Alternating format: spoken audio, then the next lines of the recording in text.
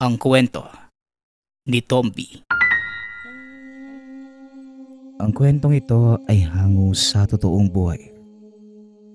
Mula ito sa isa nating tagapakinig. Karanasan ito ni Liam. Walang eksaktong taon. Probinsya ng Apayao. Nang mga panahong ito, nasa dapit hapon na ng buhay ang dalawang magiting na bayani ng baryo. Si Tatay Hernan na isang kinatatakutang ermitanyo, habang ang asawa naman na si Nanay Talia na isang gabunan. Isinuko ang pagiging malakas na aswang upang magkaroon ito ng anak. Sa biyaya ng may kapal, nagkaroon sila ng kambal na supling, isang babae at isang lalaki. Pinangalanan ni Tatay Hernan ang panganay na si Lia, habang ang babae naman si Marikit. Namuhay na mapayapa ang mag-anak hanggang sa sumapit sa 8 gulang ang dalawang bata. Mapayapa na ng mga sandaling yon ng baryo, kaya naman hindi na nila kailangan ang maraming mandirigma.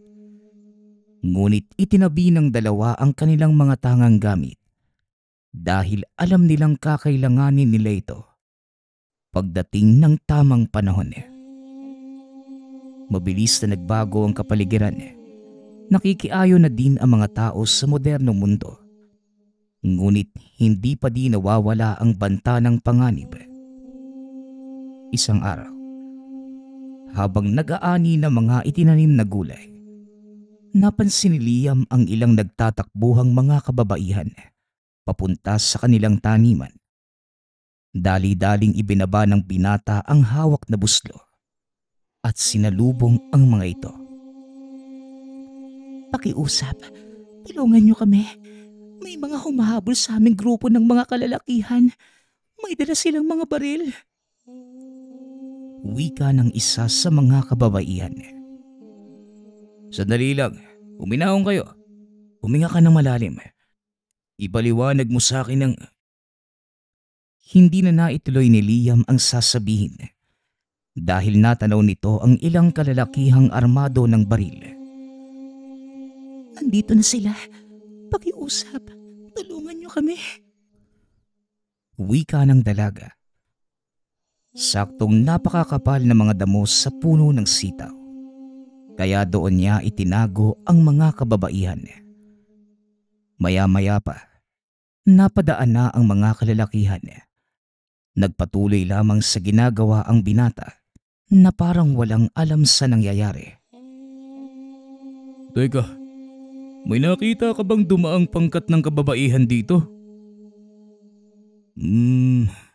Oh, nakita ko po sila. Pero hindi dito dumaan Doon sa kabilang taniman.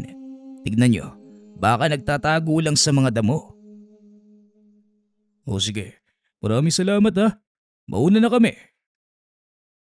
Wika ng lalaki. Matapos ay nagmadali na itong umalis. Nang makalayo na ang mga kalalakihan, dali-dali namang ipinuslit ng binata ang 4 na kababaihan.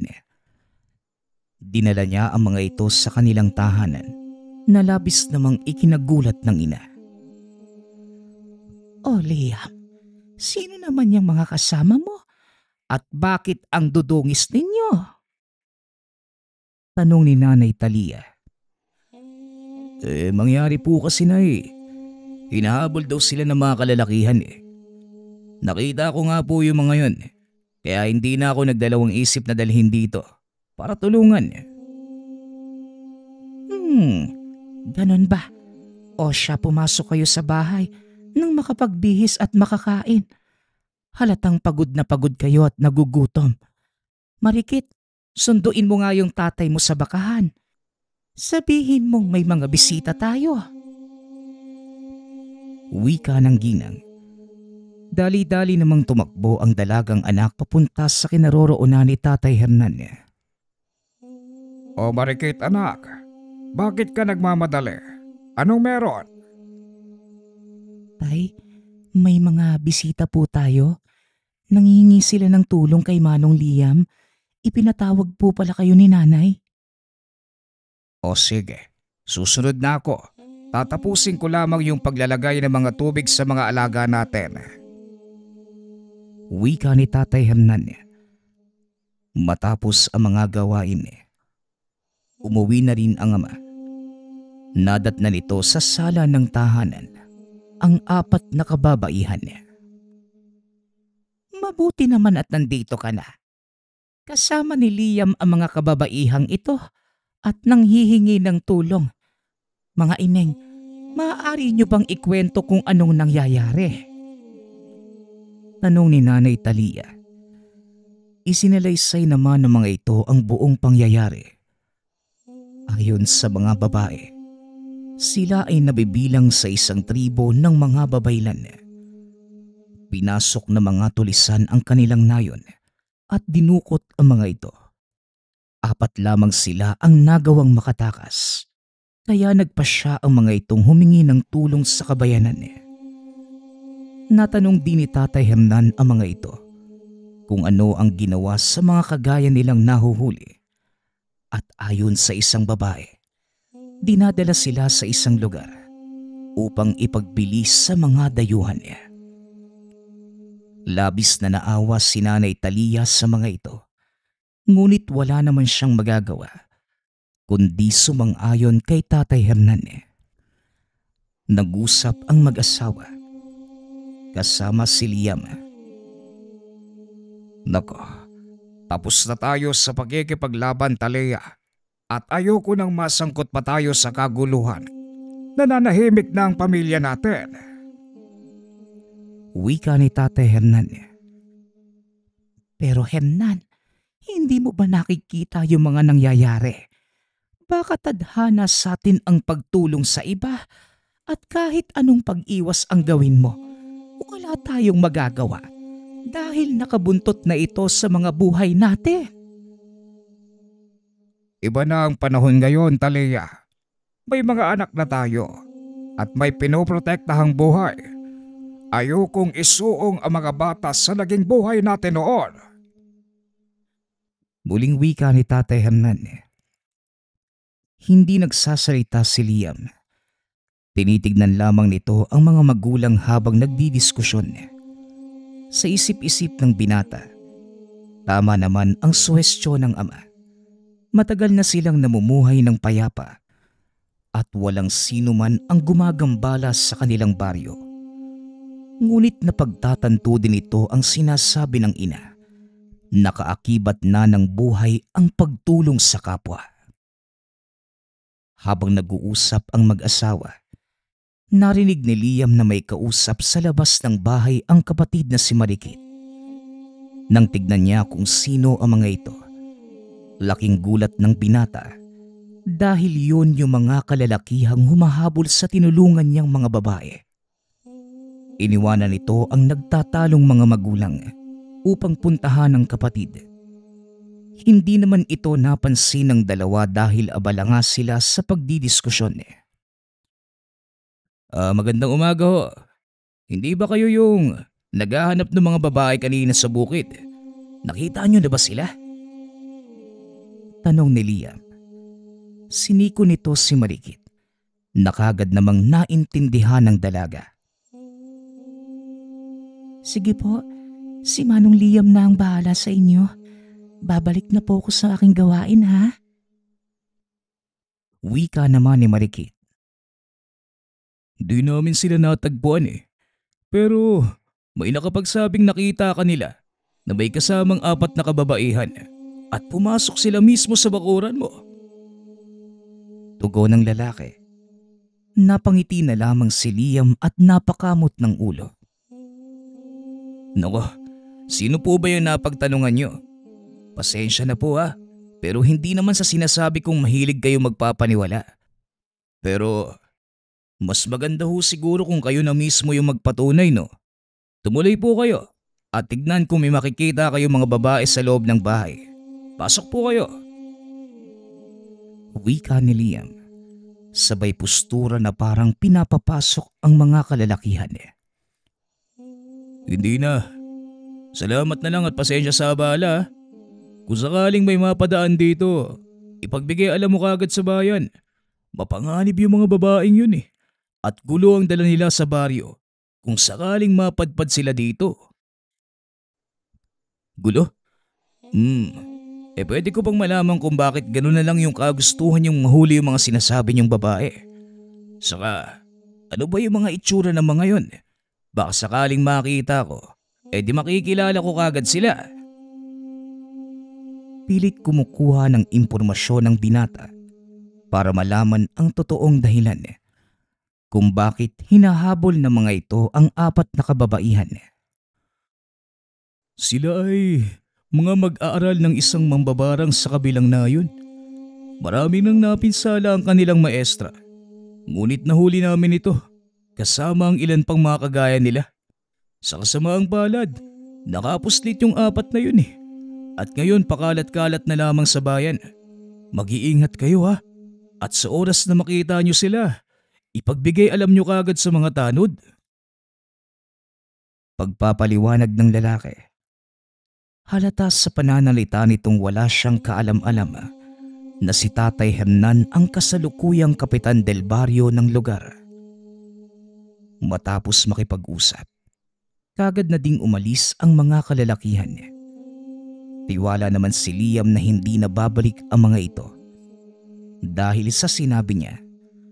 Ngunit kinagabihan habang naghahapunan ang mag-anak, laking gulat ng binata dahil may kumatok sa kanilang pintuan ang isa sa mga kagawad ng kanyang ama. Dali-dali namang tumayo ang binata upang pagbuksan ito ng pinto. Magandang gabi sa iyo, iho. Maaari ko bang makausap si Kapitan Hernan? Tanong na matanda. Narinig naman ni Tatay Hernan ang boses nito, kaya kagading tumayo at hinarap ang kagawad. Oh, Paste, gabi na. Anong problema? Pasensya na sa abala, Kapitan. Mangyari kasi, may mga kalalakihang nagpunta sa kabisera. Hinahanap daw nila yung 4 na kababaihan. Ganun ba? Ano naman daw ang kanilang dahilan? Hindi nila sinabi ang buong detalye, pero nag-aantay sila doon sa kabisera. At ikaw ang gusto nilang makausap. Mukhang galit na din yung mga yung kapitan eh. Natatakot na yung ilang residente dahil may dalang baril ang mga taong yon. Wika ni Mang Basti. Napatingin si Tatay Hernan kay Nanay Talia. Nakatitig lamang din ito ng masakit sa kanya. Ganun ba, Baste? O siya, sandali lang at magbibihis muna ako. Susunod na ako, Baste. Mauna ka na.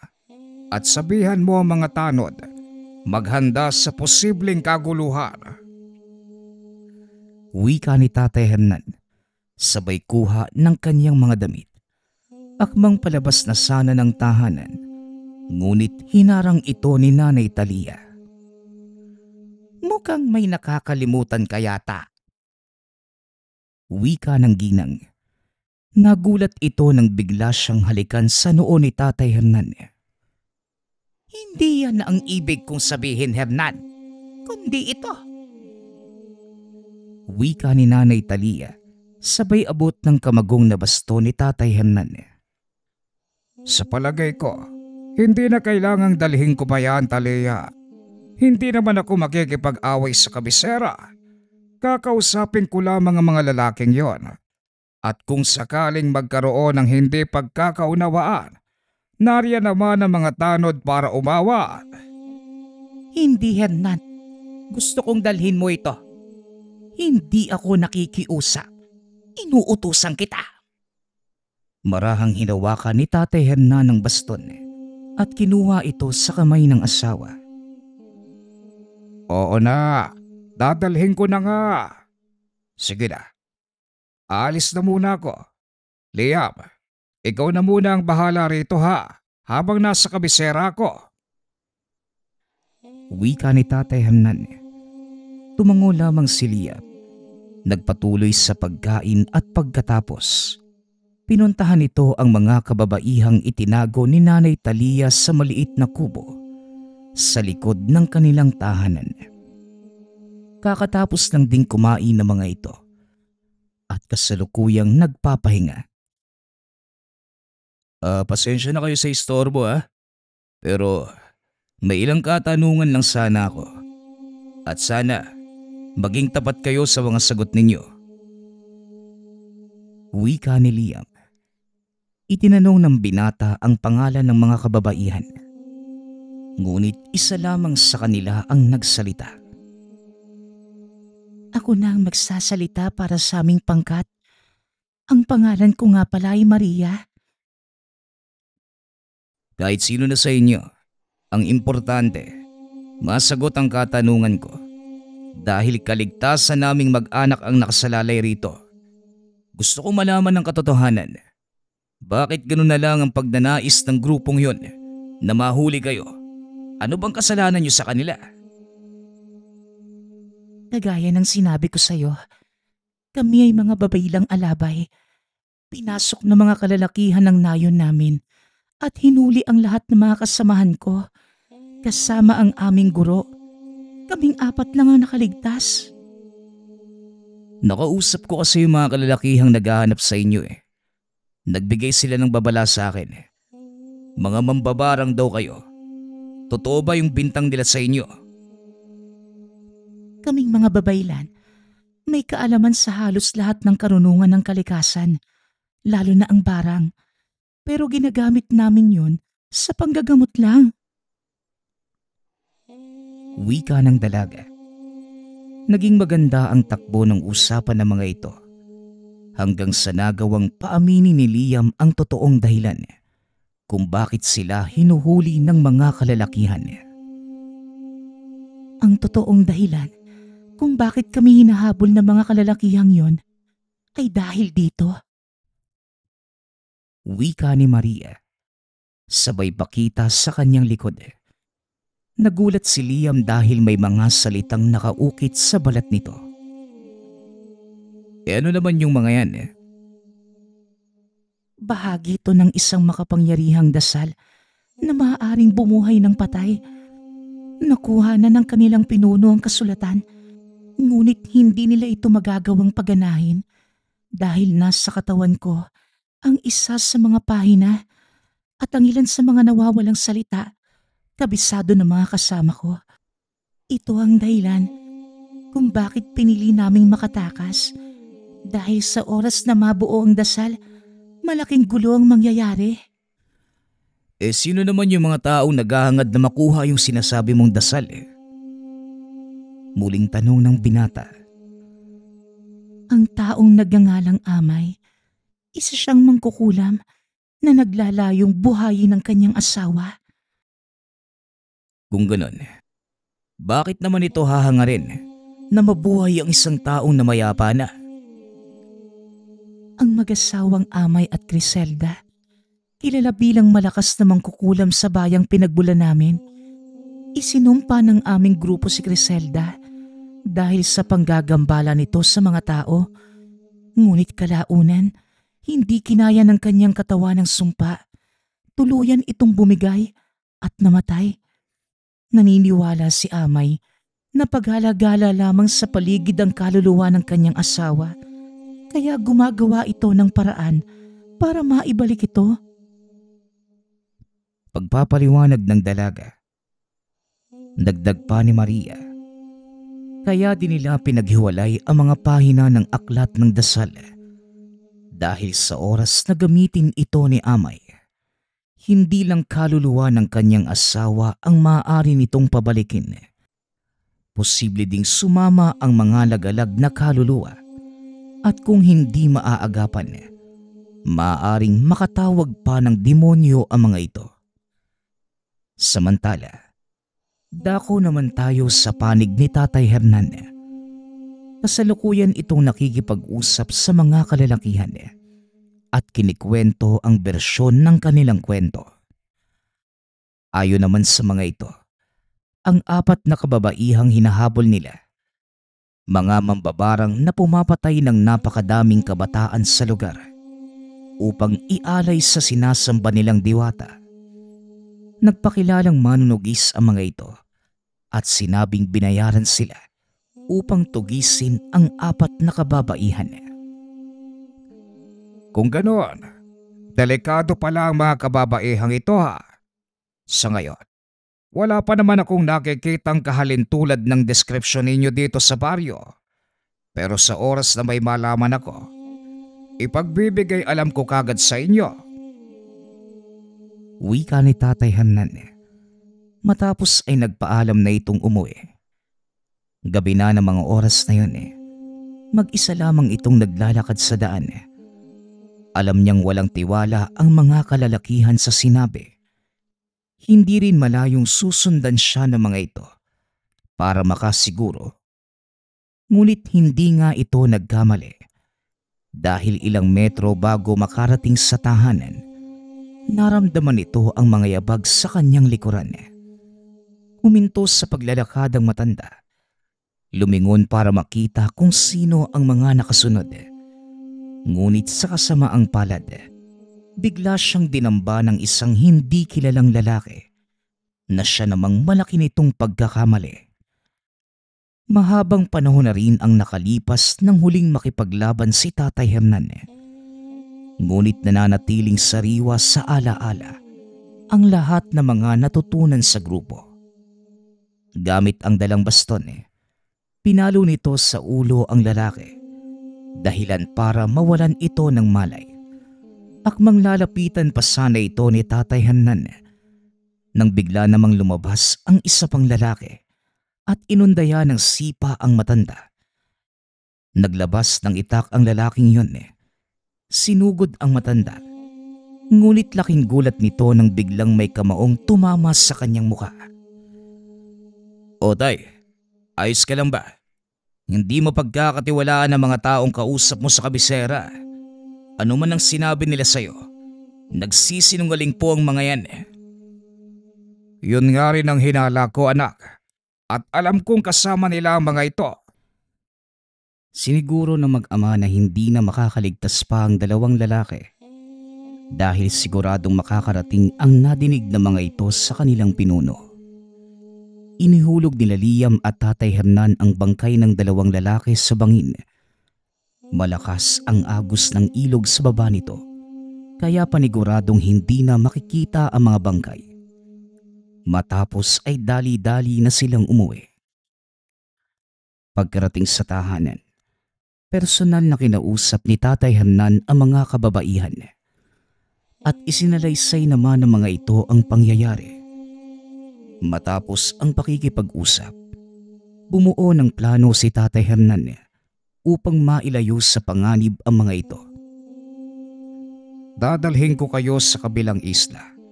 Doon mas magiging ligtas kayo. Makakasama ninyo ang dalawa kong anak na si Liam at Marikit doon. Para may makasama naman kayo. Maghanda ka na, Liam. At bukas na bukas, aalis na kayo. Tatay, paano po kayo ni nanay? Sa palagay ko, alam na ng mga kalaban na nagsisinungaling kayo. Malalagay kayo parehas sa alanganin, tay. Alam mo, anak, kung ano ang kaya naming gawin ng iyong ina. Kaya wag mo kaming alalahanin. Iniaatang ko sa balikat mo ngayon, Liam, ang kaligtasan ng mga kababaihang ito. Nandiyan naman si Marikit upang tumulong. Ikaw na ang bahala sa kanila. Wika ni Tatay Hernan. Bagaman nag-aalala, wala nang magawa ang binata kundi sumunod sa ipinag-uutos ng ama. Madaling araw pa lamang, nagsimula ng maghanda ang binata. Isinakay nito ang mga kababaihan sa bangka at itinawid sa karatig pulo. Ano ang meron sa lugar na pupuntahan natin, Liam? Nakakasiguro ko bang ligtas tayo doon? Paano na ang mga magulang mo? Tanong ni Maria. Ang islang pupuntahan natin, dating kanlungan ng pangkat nila tatay. Doon sila nagtatago, kasama ang buong samahan. Noong aktibo pa sila sa pagiging bandidong pirata. Tugon ng binata. Ano? Pirata ang mga magulang mo? Gulat na tanong ni Maria. Hindi ko nga pala naikwento sa inyo, no? O, parang gano'n na nga. Pero ang kayamanang napipirata nila mula sa sakim ng mga tao, ibinabahagi nila sa mga naghihirap. At ito din ang dahilan kung bakit unti-unting umunlad ang sityo. Huwag kang mag-alala, ligtas kayo sa islang yon. Pagpapaliwanag ni Liam. Maya-maya pa, dumaong na ang mga ito sa dalampasigan. Laking gulat ni Maria dahil matapos ibaba ang kanilang mga kagamitan, sinunog ng binata ang bangka. Ano? Bakit mo naman sinunog yung bangka? Para hindi malaman ng mga kalaban na dito tayo nagpunta, kailangang burahin ang lahat ng bakas. Tugon ng binata. Naglakad ang mga ito papasok sa kalagitnaan ng isla, hanggang sa makarating sila sa bahagi kung saan merong malaking kuweba. Nandito na tayo sa bago nating tahanan. Pasensya na kayo at walang malambot na higaan dito. Wika ni Marikit. Walang anuman ito, Marikit. Malaking tulong na ang ginawa niyong magkapatid para sa amin at wala na kaming dahilan para magreklamo. Maraming salamat ha. Ramdam ni Liam ang tensyon sa pagitan ng dalawang dalaga, kaya dali-dali niya itong inawat. Sige na Maria, pumasok na kayo sa loob. Huwag kayong mag-alala. Permanenteng nakasindi yung mga sulu dyan dahil sa natural na langis na dumadaloy sa dingding ng kuweba. Kaya maliwanag sa loob. Wika ng binata. Matapos pumasok ng pangkat ni Maria, kinausap naman ni Liam ang nakababatang kapatid. Nakakainis kasi si tatay eh. Bakit pati ako isinama niya? Marikit, alam mo naman yung tungkulin ng pamilya natin, hindi ba? Kagaya ng sinabi ni nanay, tandaan mo, Malaki yung tiwala sa atin ng mga kababaihang yan. Ganon din yung mga magulang natin. Umaasa ako sa'yo, Marikit. Alam ko ang kaya mong gawin. Tugon ni Liam. Kung hindi nyo na itatanong, si Marikit ang nagmana ng likas na kakayanan ni Tatay Hernan. Ito ay ang pagmamanipula ng elemento ng apoy. Oo na, Manong. Sige na. Magluluto na muna ako ng pananghalian at nagugutom na rin ako. Wika ni Marikit. Padabog itong pumasok sa yungib. Samantalang si Liam naman, nilibot muna ang buong paligid upang tignan kung aktibo pa ang mga patibong sa dating kuta. Maya-maya pa, nakabalik na ang binata. Nakahinga ng maluwag dahil tahimik naman ang loob ng kuweba. Walang nangyayaring iringan sa pagitan ni Marikit at Maria. Ngunit yun pala ang akala ng binata. Napansin niya ang bukol sa noo ng dalaga at gayon din kay Maria. Marikit, Maria, anong nangyari dito? Bakit may mga bukol kayo? Ano kasi? Nadulas ako. Sinalo lang ako ni Marikit. Kaya nagkaumpugan kami. Di ba Marikit? Di ba mga kasama? Oo Manong, tama yung sinabi ni Maria. Paano? Tatanga-tanga kasi. Hindi tinitignan yung dinaraanan. Pasensya ka na ha, Marikit. May kung sino kasing naglagay ng kawali sa gitna ng daan. Kaya hindi ko namalayan. Naapakan ko. Sinasabi mo ba na ako ang may kasalanan? Ano bang gusto mo mangyari? Ano? Tara sa labas. Napakamot na lamang ng ulo si Liam. Tinitigan ang kapatid. Biglang nanigas ang katawan. Napaupo dahil sa presensya ng binata. Napaatras din si Maria nang maramdaman ito. Ang hindi pangkaraniwang lakas ng binata. Kung hindi nyo na itatanong, si Liam naman ang nagmana ng kakayanan ng kanilang inang si Nanay Talia. Nasa katawan ng binata ang bertud ng gabunang pinagmula ng kanyang ina. Itigil nyo na nga yung kaguluhang to. Tayo-tayo na lang yung magkasama dito sa iisang bubong. At sa ayaw at sa gusto nyo, magsasalubong ang mga tingin at daan natin. Kaya anumang hindi pagkakaunawaan, isantabi nyo muna. Maliwanag ba? Maria! Marikit! Wika ni Liam. Maliwanag, Manong. Pasensya na, hindi na po mauulit. Tugon ni Marikit. Tumingin naman si Liam kay Maria at napayuko na lamang ang dalaga. Ipagpaumanhin mo, Liam. Hindi na mauulit. Wika naman ni Maria. Makalipas ang ilang araw, nagawa din ng mga itong magkasundo. Wala na ding nangyaring kakaiba hanggang sa oras na dumating si Tatay Hernan. Liam, sandali lang akong daraan dito. Mainit na ang sitwasyon sa baryo. Kagaya ng sinabi ko, lalabas ang tunay na kulay ng kalaban. Naparito lang ako para iabot sa iyo ang mga bagay na ito. Hindi na ako magtatagal pa, Liam. Muli, ikaw na muna ang bahala sa mga panauhin natin. Magdadala na lamang ako ng mga kailangan nyo sa mga susunod na araw. Sa ngayon, pagtiyagaan nyo muna itong mga gulay at prutas mula sa ating pananim. Wika ni Tatay Hernan. Hindi na din ito nagtagal pa. Naging ganoon ang sistema ng pagkikita ng mag-ama. Hanggang sa isang araw, hindi na ito dumating. Nangamba si Liam na baka may nangyari ng masama sa mga magulang. Kaya naghanap ito ng paraan para makabalik sa kanilang baryo. Gamit ang kakayanang minana sa ina, lumipad ang binata sa kauna-unahang pagkakataon. Ngunit bago pa man ito makarating sa paroroonan, namataan ng binata ang isang bangkang papunta sa kanilang isla. Gabi na ng mga sandaling yun, bahagyang bumaba si Liam para makita kung sino ang sakay ng bangka. Nanlaki ang mga mata nito dahil mga armadong kalalakihan ang nakasakay roon. Dali-daling bumalik ang binata sa isla at binalaan ang mga kasamahan. Sa palagay ko, hindi natin kailangang umalis sa kinaroroonan natin ngayon, Manong.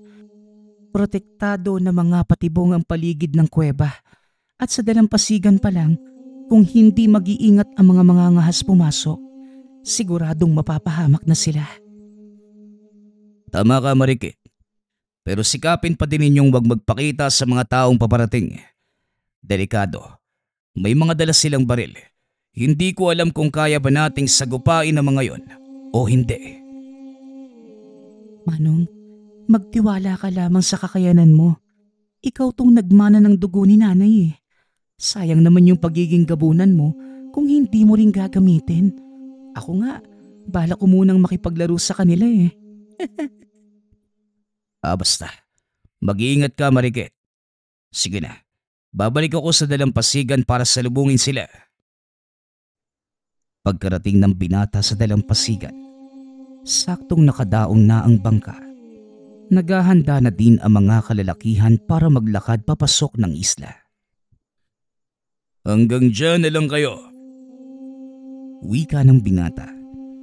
Nagulat ang mga kalalakihan nang makita si Liam na nakatayo sa kanilang harapan. Walang pagdadalawang isip na pinaputokan ng mga ito ang binata. Ngunit walang epekto ang kanilang mga bala sa malakas na pangontra ni Liam. Sinugod niya ang mga ito. Pinagsusuntok.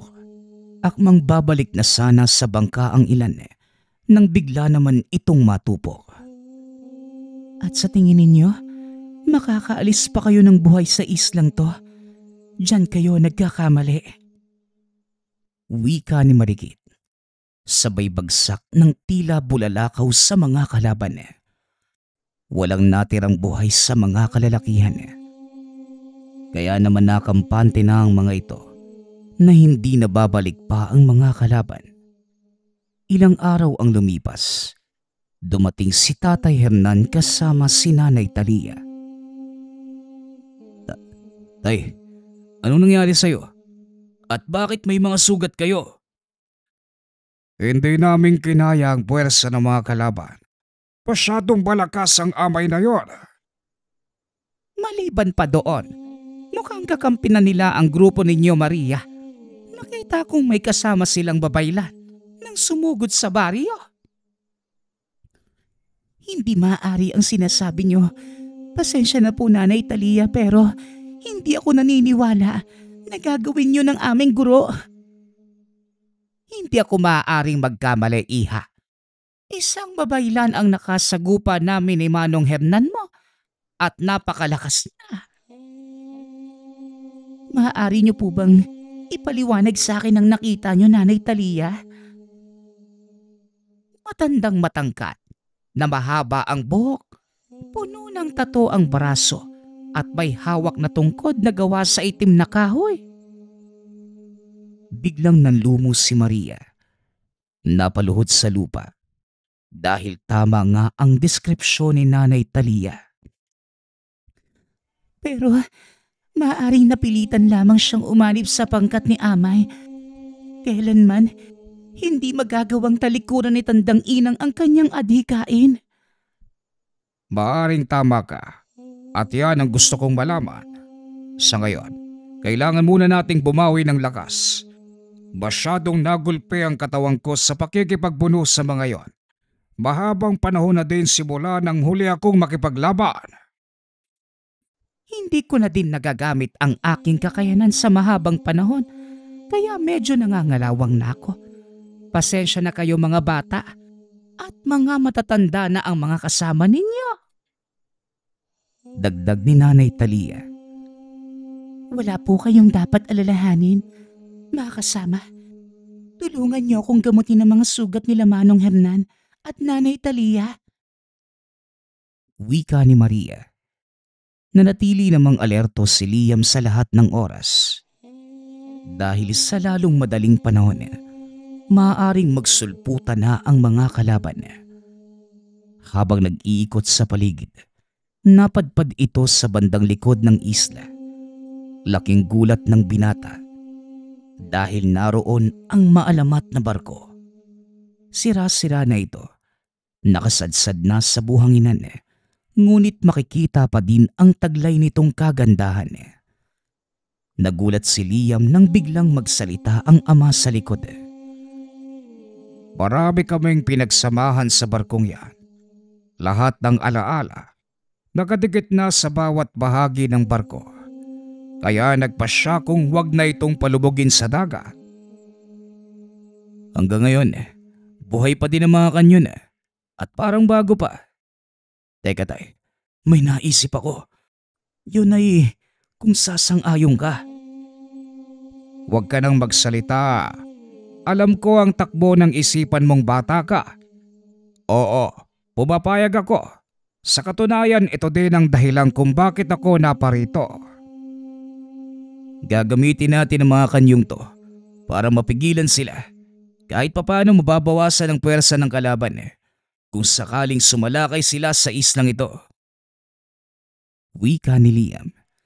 Sinang-ayunan naman ng ama ang sinabi ng binata. Kaya kagad na nilang ginawa ang pagpaplano. Isa-isang ibinaba ang mga kanyon. Inilagay ito sa dalampasigan. Kahit papano, marami pang natirang bala sa loob ng barko. Kaya alam ni Liam na gagana ang kanilang binabalak. Sasapat na siguro ang mga yan. Mapapalubog pa ng mga bolang bakal ang bangka ng sino mang magtatangkang dumaong sa dalampasigang ito. Matapos isagawa ang plano, bumalik ang dalawa sa yungib upang palaan ang mga kasama sa kanilang binabalak. Mag-iingat kayo, Liam. At ikaw naman, Hernan. Huwag ka nang makipagsagupaan ng harapan sa mga kalaban. Hindi na kagaya ng dati ang pangangatawan mo. Hindi ka na bata. Nagsalita ang nalagas na aswang. Ikaw din naman, huwag ka nang lalabas ng yungib na ito ha. At baka mabali pa yung balakang mo. Tugon ni Tatay Hernan. Bahagyang natawa si Maria sa bangayan ng mag-asawa Hindi nito akalain na napakasaya pala ng pamilya na meron si Liam at Marikit. Liam, alam mo, nagsisisi ako nung humingi ako ng tulong sa'yo dahil nasira ko ang katahimikan ninyo.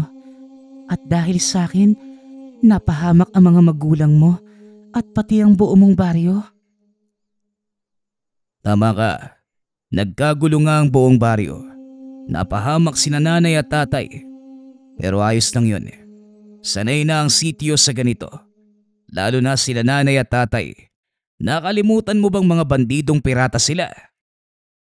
Kahit na, hindi naman dapat humantong sa ganito ang lahat kung hindi dahil sa amin. Kaya siguro, mas mabuti pang sumuko na lang kami. Ano? Nasisiraan ka na ba ng bait, Maria? Susuko kayo sa kabila ng pinagdaanan natin? Ganun na lang yun. Maria, nakipaglaban ng mga magulang ko para sa kaligtasan nyo. Kaya sana, huwag mong sayangin ang sakripisyo nila. Wika ni Liam. Sa kalagitnaan ng pag-uusap ay narinig nito ang sigaw ni Marikit na nagbabantay sa dalampasigan. Napalingon ang binata. Natanaw ang ilang bangkang paparating. Magsipaghanda na kayo dahil ito na ang pinakahihintay natin. Wika ni Tatay Hernan. Sinindihan ng binata ang mga sulong nakatapat sa bawat kanyon. Pinaputok ang mga ito. Tinamaan ang ilang bangka ngunit may mga nakaligtas. Isa sa mga ito ang bangka kung saan lulan ang pinuno ng mga kalaban at ang guro ni na Maria na si Tandang Inang. Hindi nga po kayo nagkakamali. Bakit naman to ginawa ni Gurong Inang? Wika ni Maria. Dali-dali itong tumakbo para salubungin ang mga kalaban. Hindi na nagawang pigilan ng binata ang dalaga dahil sa bilis ng pagtakbo. Nakita naman ni Marikit na nag-angat ng tungkod ang matanda upang magbitaw ng orasyon. Kaya dali-dali itong nagpakawala ng mga bolang apoy. Nagpalit anyo na din si Liam. Sinugod ang mga kalaban. Sa pagkakataong yon hindi na pinigilan ng mag-asawa ang mga anak. Maging ang mga kalaban, hindi inaasahan ang madadatnan.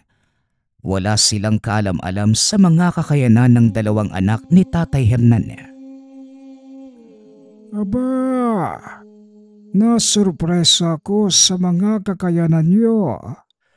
Talagang ang totoo ang sinasabi ng mga taong napagtanungan ko tungkol sa inyo. Isang kinatatakotang ermitanyo at isang gabunan. Magiging masaya ito at sisiguraduhin kong pagkatapos ng labang ito, kokolektahin ko ang inyong mga kaluluwa para ialay sa aking Panginoon. Hayaan mo. Nako ang humarap sa kanila, amay. Sayang lang ang pagod mo sa mga mahihinang nilalang na ito. Wika naman ng guro nila Maria. Tumigil ka na, guro. Hindi ito ang totoo nating layunin. Nagising lamang ako sa katotohanan, Maria. Wala na tayong magagawa pa. Nagpabago na ang panahon. Wala nang silbi ang mga kagaya natin sa modernong mundo. Tignan mo ako. Mamamatay na lamang na namumuhay sa makalumang pamamaraan. Kaya naisip ko, bakit hindi na lang natin tamasain ang buhay na payapa at makakamit lang natin ito sa pamamagitan ng ganap na pagsuko kay amay. Hayaan mong gamitin niya ang mga dasal. Hayaan mong buhayin niya ang namamahingang asawa. Nababaliw ka na po, Tandang Inang. At kahit kailan, hindi ko gagawin ang sinasabi mo. Mamamatay muna ako bago niyo makuha sa akin ang bahagi ng mga dasal. Wika ni Maria.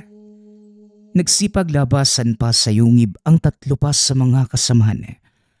Laking gulat ng matanda nang sabay-sabay na nagpakatiwakal ang 4 na alapay. Napasigaw sa galit si Liam. Hindi na nito napigilan ang sarili. Walang tigil nitong sinugod si Amay. At ang ilan sa mga kasamahan nitong armado, maging si Marikit, hindi na din nagawa pang awatin ang nakakatandang kapatid. Dito na lumantad ang buong kakayanan ng 2 anak, ni Nanay Aliyah at Tatay Hernan. Dahil sa lakas ng kambal, walang nagawa maging si Tandang Inang. Sinubukan nitong kalabanin ang 2, ngunit hindi na kinaya ng katawan ang malakas na apoy na nagmumula kay Marikit. Nagkandalasog-lasog na din ang katawan ni Amay, maging na mga tauhan nito. Maya-maya pa, uminahon na sina Marikit at Liam. Nilapitan ni Tatay Hernan ng dalaga at napansin nitong umiiyak ang anak. Tama na, Marikit. Nangyari na ang lahat. At hindi na natin maaaring ibalik ang buhay ng mga namatay. Pero hindi naman nasayang ang kanilang mga sakripisyo. Dahil tuluyan ang naglaho ang isang isinumpang orasyon. Tatay, naging kaibigan ko na po sila. Sa buong buhay ko, ngayon lamang ako nagkaroon ng mga totoong kaibigan. Tapos, ganito pa yung nangyari. Ganyan talaga ang buhay, anak. May dumarating, may nawawala, at patuloy lamang itong iikot. Kaya huwag kang mag-alala. Balang araw may mga tao ding darating sa buhay mo na itinakda ng Diyos para habang buhay mong makasama. Pangaral ni Tatay Hernan. Hindi naman na nagsalita pa si Liam. Tumayo na lamang ito. Naglakad papunta sa dagat, sabay dapa sa buhanginan. Matapos ang kaganapang yun, hindi na muling nasundan pa ang pagsalakay sa kanilang baryo at unti-unti na ding nagbalik sa dati ang lahat. Nagpapasalamat nga pala ako sa lahat ng sumusuporta sa ating channel. Nawa ay patuloy niyong suportahan at pakinggan ang ating mga kwento. Hanggang sa muling pakikinig. Paalam.